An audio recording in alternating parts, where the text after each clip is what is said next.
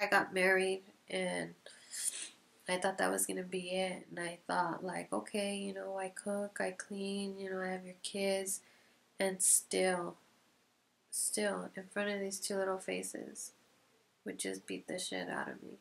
I had met him in middle school, and then we just started talking. We were just together, and then all of a sudden we were like pregnant with Monique, and then pregnant with Frankie, and we were married, and we were not even 18 yet, and we had our first apartment. He controlled everything. It was what I ate, what I wore, where I went. Everything was just controlled by him. It was a controlled atmosphere is what it was.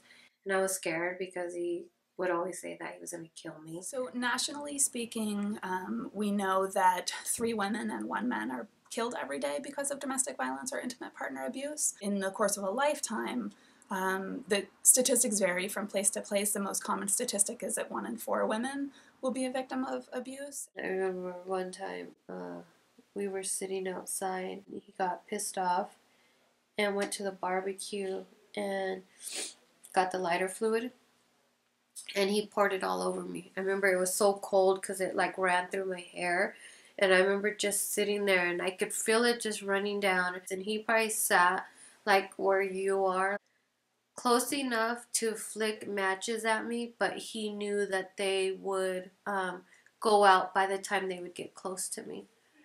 We really do want to sort of help her come up with a safety plan that doesn't necessarily involve the police. Ultimately, police may be involved, and so we can safety plan around that, but really looking at what else she can do to regain her independence and separate from that abuse or that harmful situation.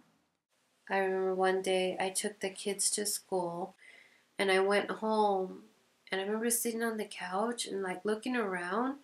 Like we didn't have any family pictures nowhere. There was no plants anywhere. It was like no life was in the house.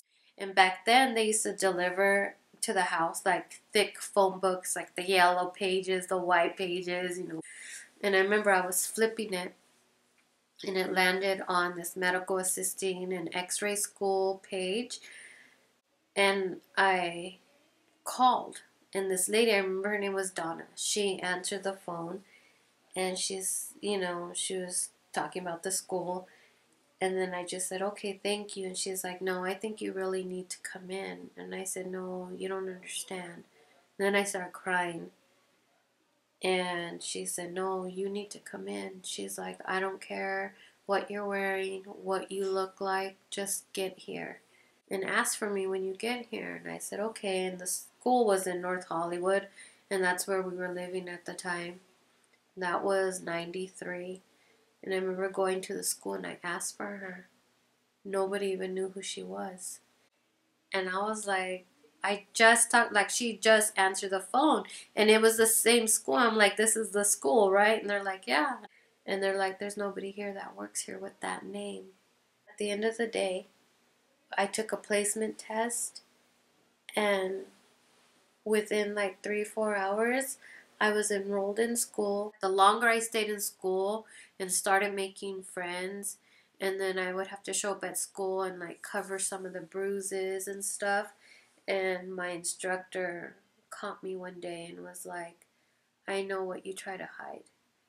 He's like, you really have to start making decisions for yourself. And I think what happened, it's just weird to say, but I think that God was watching me, and there was an angel that was helping me. Like that school will never know like what they did for me during that time. My sister was moving from one house to the next, and she used to live up here in Apple Valley. So he didn't know where the new house was at. What I did is I packed up the kids' stuff. We took only what could fit in the car, and I drove the kids up here, and I dropped them off with my sister. And then I would stay with different friends or whoever I could stay with, because he was driving around with a gun that he was going to kill me. And he would show people, if you see her, tell her that this is the gun I'm going to kill her with. Some people will go through a shelter system where they go, sort of underground, so to speak, into a confidential safe house. Most people will rely on friends or family or services like Haven Hills to develop a support network, become financially independent, put custody plans in place if there's children involved, work out immigration concerns if there's immigration issues, health issues, all the things that they're going to need to do to be independent. So those things have to be in place beforehand, and then somebody is able to terminate the relationship.